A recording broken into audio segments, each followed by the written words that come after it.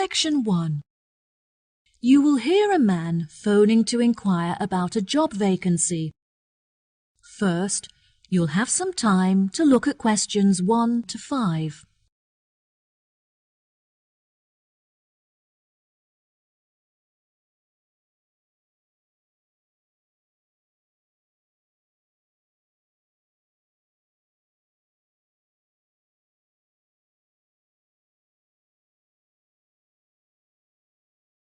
You will see there is an example that has been done for you. On this occasion only, the conversation relating to this will be played first. Good afternoon, Palm Resort. Good afternoon. I am ringing about the job I understand you have vacant. Oh, yes. I'd like to find out some more information if I may. Yes, of course. Can I take your name? It's Freddie Lee. OK. The man's name is Freddie Lee, so Freddie Lee has been written in the space. Now we shall begin. You should answer the questions as you listen, because you will not hear the recording a second time. Listen carefully and answer questions 1 to 5. Good afternoon, Palm Resort. Good afternoon. I am ringing about the job I understand you have vacant. Oh, yes. I'd like to find out some more information if I may. Yes, of course. Can I take your name? It's Freddie Lee. OK, Freddie. What would you like to know? First of all, I'd like to know where your resort is located. It's near the city centre on Jamieson Island. That's Jamieson.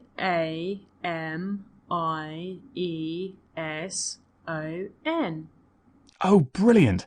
That's only 5 minutes from me. I finish at my college on the 12th of May, so I'll be available for work from that date. Will there be any vacancies at that time? Well, summer is our busiest season, beginning on the 11th July, so that's when you would be starting. Sounds good. And are there any age limitations? That would depend on the place you're applying for. How old are you? I'm 17. Well, we require our bartenders to be 18 or older, which means you would be working as a waiter. There are 4 vacancies. There were originally 6. However, we have since filled 2 of these. OK, great. Could I ask about the pay? We're offering £5.52 an hour. That's very good. My last job was £4.45 an hour. And can I also ask about what qualities you're looking for, like any particular skills or experience? We don't normally require applicants to have any past experience. However, during the summer season, we have weekly shows in which our waiters are asked to perform. The routines are very simple, so no dancing skills are needed. However, you will need to be able to sing. I have never sung professionally, but I'm keen on it and have been told that I'm talented, so I think this will be a good fit. Are there any other duties that I'd be responsible for? As a waiter, you'll have a few different duties. We offer table service, so you'll have to take food orders from customers and carry the food from the kitchen to their tables. We like to give our customers a relaxed experience, so we'll also need you to supervise and take care of their children.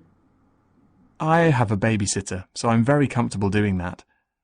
Is there a play area for them in the resort? Unfortunately, there is no facility for children here at the resort, but there is a large playground just down the road. Before you hear the rest of the conversation, you have some time to look at questions 6 to 10.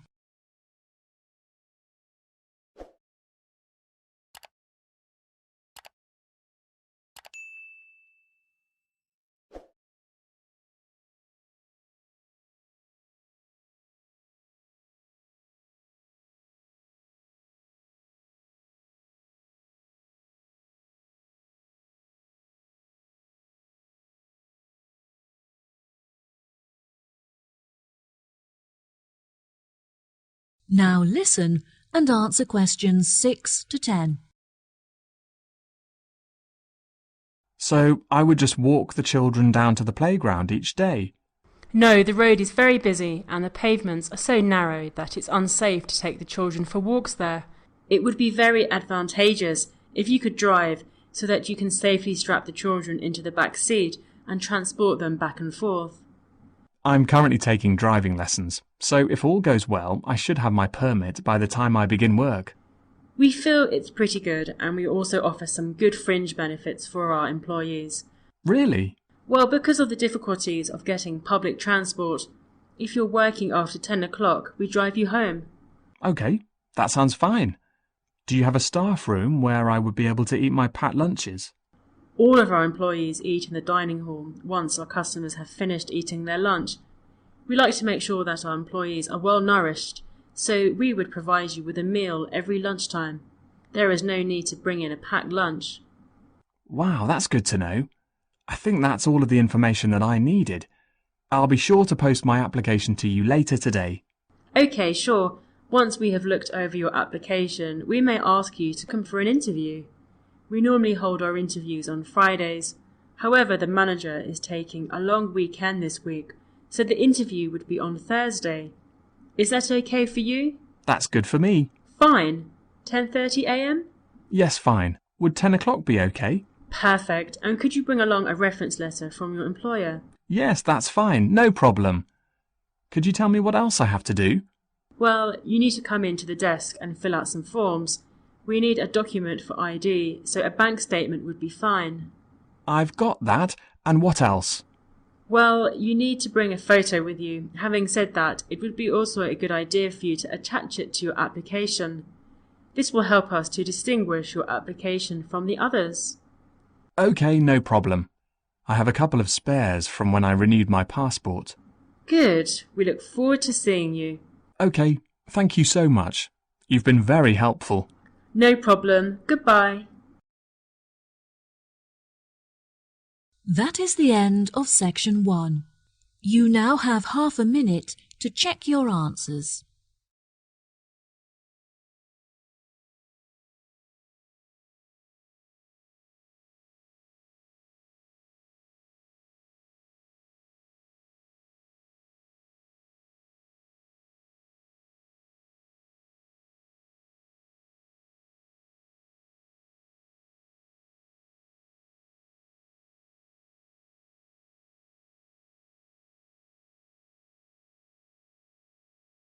Now turn to section 2. Section 2. You will hear a guide talking to a group of visitors in a garden. First, you'll have some time to look at questions 11 to 14.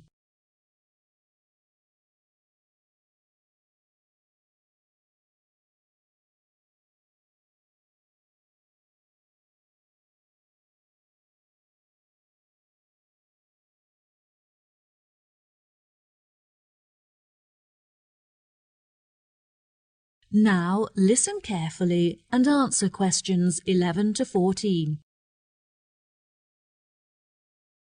Hello, welcome to Pine Garden. My name is Manuel, and I'd like to tell you a few things about our establishment before you all wander off and begin your exploration of the grounds. I know you're keen to begin, so I'll try to keep this short. First of all, I'd like to explain what you can do with your ticket. If you want to be closer to nature, you could visit our planting area. In that area, visitors can plant small flowers and bulbs that will grow and become part of the garden. The planting activity is completely free. However, if you have sensitive hands, you'll need to purchase garden gloves to protect your skin.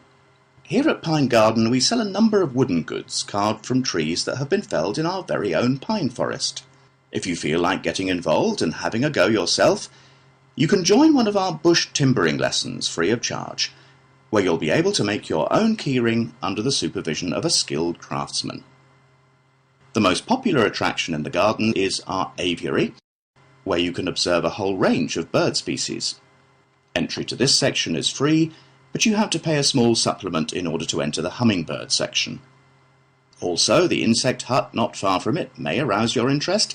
There you can find some interesting insects such as butterflies, pocket ladybugs, dragonflies and so on. And there's no extra charge for that. Unfortunately, there are some areas that are temporarily off limits to visitors today. For example, the gift shop that closed earlier this year and won't be open for another month or so.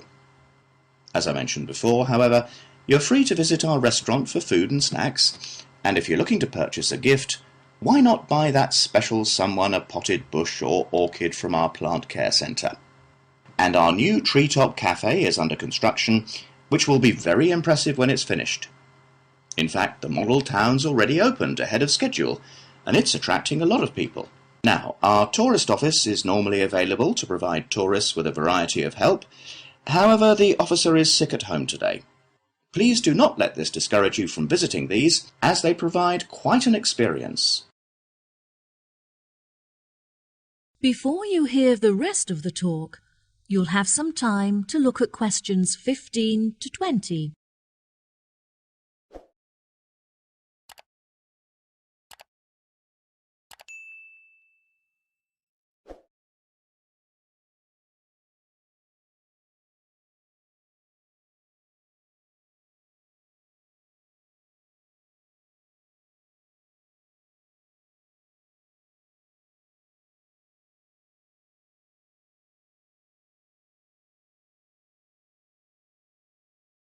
Now listen and answer questions 15 to 20. I also would like to introduce you to our plant specialists, who are responsible for the wonderful plant displays here at Pine Garden. Mrs. Mary is one of our experts, and she is personally responsible for our beautiful display of plants that are all found growing naturally in the local area. Mr. Burson has the difficult task of growing varieties of plants that are suited to much drier and hotter climates than ours, which means we do not have to store water on site. If you visit the glasshouse, you'll be able to see many plants that he has managed to cultivate without the need for rain or irrigation. Mr. Smith is responsible for the produce that you can eat in our restaurant, which ranges from varieties that grow under the ground to those that grow on trees and bushes. Now, Mr. Nooney here is our expert on the most commonly growing plant in the world, grass. You may have noticed how beautifully green and lush our grounds are, thanks to his specialist knowledge. Mr. Scanlon ensures that our soil is full of nutrients so that the natural habitat is supported and encouraged. He does this by fertilizing the earth with a special formula of his own creation. Finally, I would like to introduce you all to Dr. Mandelson. He is the manager of our landscaping team and works closely with our other experts to ensure that everyone works together to create a landscape that is both beautiful and sustainable. Well, that just about rounds it up. Now, if anyone has any questions... That is the end of section 2. You now have half a minute to check your answers.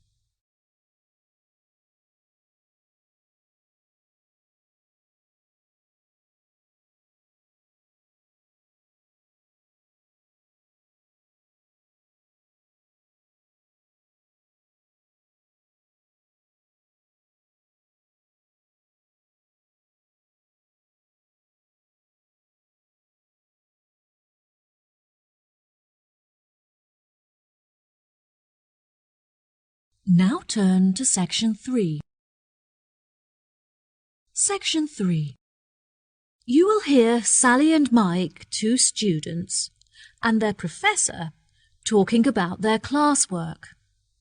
First, you have some time to look at questions 21 to 26.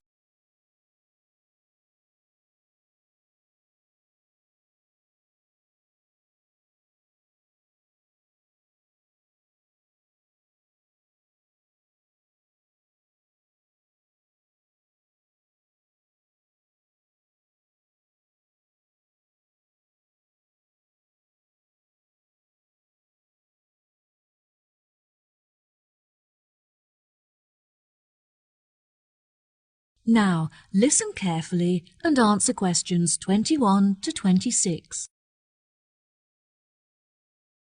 Hello, Sally and Mike. Hello, Professor. Welcome to the third meeting of our after-school club, where we discuss topics from the syllabus in order to help you to understand your classwork better. Now, I hope that you've read the notes I gave you last week on the ancient African traditions, as this will be the focus of our discussion today. Who can tell me how they were able to recognize different stars? Did they measure the distance between them? No, Sally, I'm afraid that's incorrect. Mike, do you know the answer? Historians used to think that the ancient Africans recognized stars by observing the manner in which they affected each other, but further research showed that they used the location of the stars in order to distinguish one from the other. Well done, Mike. Very good. Can either of you tell me anything about the Wayaka people? They have a lot of money, but do not trust banks to keep it safe. They believe that it's in their best interest to help themselves, not assist others. Instead, the tribe looks after their own finances and generate income from lending money to others in low-interest loans. What problems do the Africans suffer from? They used to suffer greatly from drought. However, they have now developed clever ways of overcoming it by moving to higher land. There are, however, far more predators in these mountainous areas, so it is vital that the Africans learn how to protect themselves in this new environment. Yes, that's right. Also, compared to more developed countries, the Africans are less concerned with their international status, which I find interesting. Very good. What else are the local people concerned with? Unlike other, poorer tribes, they have plenty of nourishing food, and they are able to afford vaccines that prevent them from catching diseases. They historically lived in the west of Africa, although later they were chased off their land by other tribes competing for food and water. It is their hope that they will eventually be able to return to their original homeland. Why has the financial condition of the African people deteriorated? Despite their modern transportation system, they find it very difficult to trade, because their tools are not sophisticated enough to mine minerals from the land.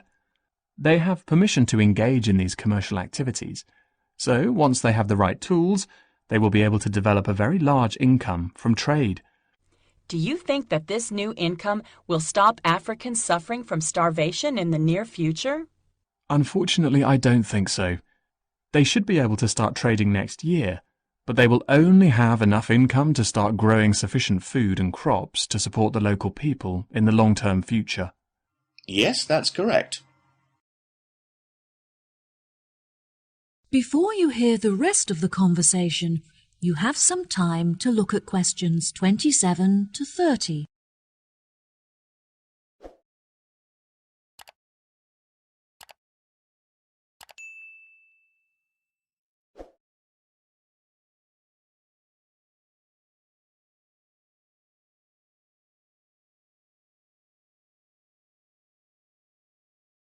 Now, listen and answer questions 27 to 30.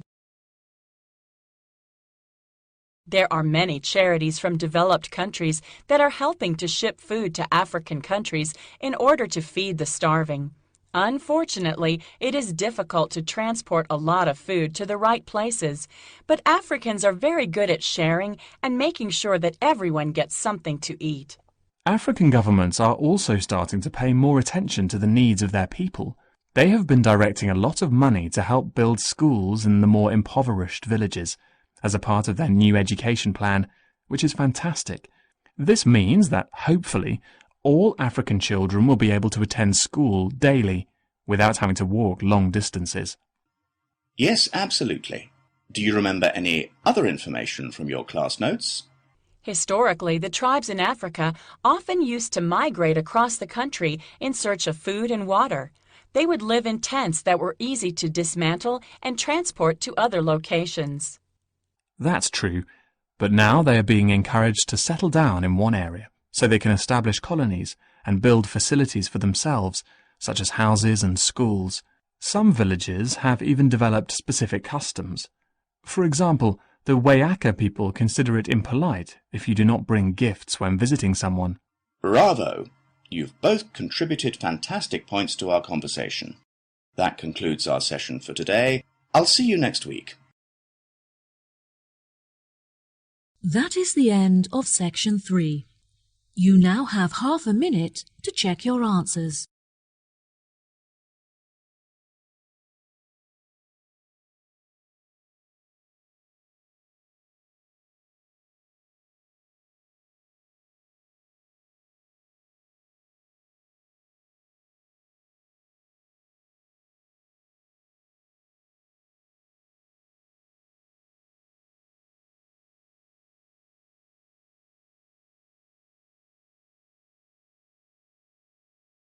Now turn to Section 4.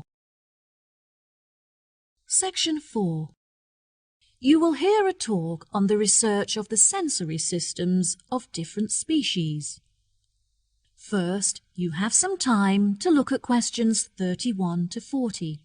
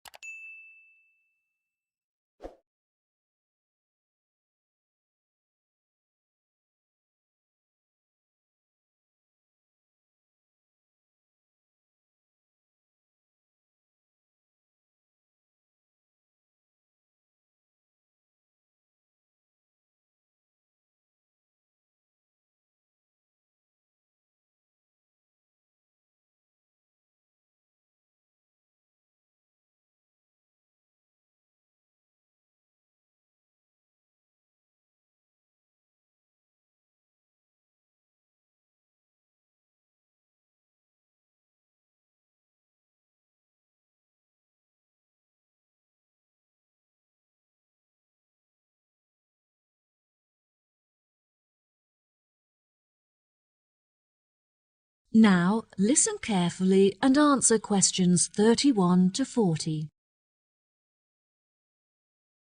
Good day, ladies and gentlemen. Welcome to the second lecture in our series on animal senses. Today I'll be comparing the sensory systems of different species and discussing how these senses enable them to explore their environment. When it comes to the sense of smell, you may think that human beings have powerful and well-evolved sensory systems. However, some animals have a sense of smell that is far more powerful than ours. Dogs, for example, have a sense of smell that is 40 times greater than a human's and can distinguish 220 kinds of smell. Some animals can even smell odours that are undetectable by the human nose, such as carbon dioxide. There are also animals that have a relatively weak sense of smell. For example, there are species of beetles that can recognise the odours of certain plants but not others. The bee is an interesting example to examine in reference to smell because they experience this sense via their antennae. Bumblebees have stings, but it's rare that they actually use this weapon. When a bee feels threatened, it will use its legs to signal and warn others about the threat before it stings. This is called a signalling posture and involves the bee lifting its two back legs into the air. Within any hive there is a hierarchy with the queen bee at the top. The queen bee is able to control the colony by monitoring its movement through her feet. The queen bee is the only reproductive female in the entire colony, and she is also able to sting multiple times, unlike the worker bees that will die if they sting. In the insect world, scent can also be used to facilitate mating, as females decide whether or not to mate with a male, depending on the quality of his scent. One such example of this is the female butterfly, who will only mate with the male butterfly that produces the strongest pheromones. This is how the species ensures that only the best genes are perpetuated in order to create the strongest offspring. Next, we move on to the hearing sense of beetles. Interestingly, beetles do not have ears, but instead use their feet to detect vibrations caused by sound. This is particularly useful when searching for food among the trees in which they live, as they are able to detect the location and movement of their prey by monitoring vibrations in the woodlands. The final sense that we'll be looking at today is sight. Snakes are a particularly interesting case study, as they do not see shapes and colours as humans do, but instead hunt their prey by detecting the heat radiating from their mouths. This makes them incredibly effective predators, as they are able to zero in on their prey very quickly and efficiently. From a distance, a snake is able to locate the heat radiating from a mouse, for example, and upon moving closer will be able to determine its body shape. This can help prevent the snake from attempting to attack prey that is too large for it. Once a snake has killed and eaten its prey, it goes into a state of hibernation, whereby all of its energy is directed towards digesting the food stored in its stomach. Depending on the size of the snake and its prey, this hibernation can last from hours to days. Once fully fed, a large snake will not need to eat again for the next couple of weeks. During the breeding season, however, female snakes will feed more frequently.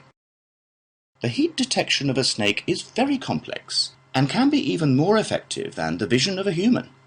It not only uses heat to determine the location of its prey, but before it commits to hunt, it will also use the heat to calculate how much distance it has to travel in order to reach it.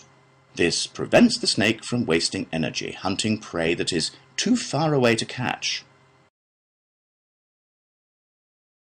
That is the end of section 4. You now have half a minute to check your answers.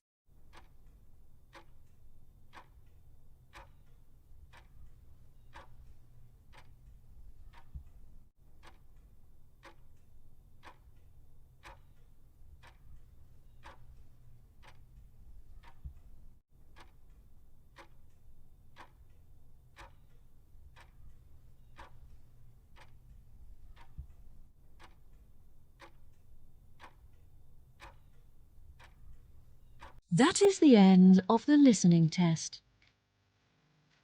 In the IELTS test, you will now have 10 minutes to transfer your answers to the answer sheet.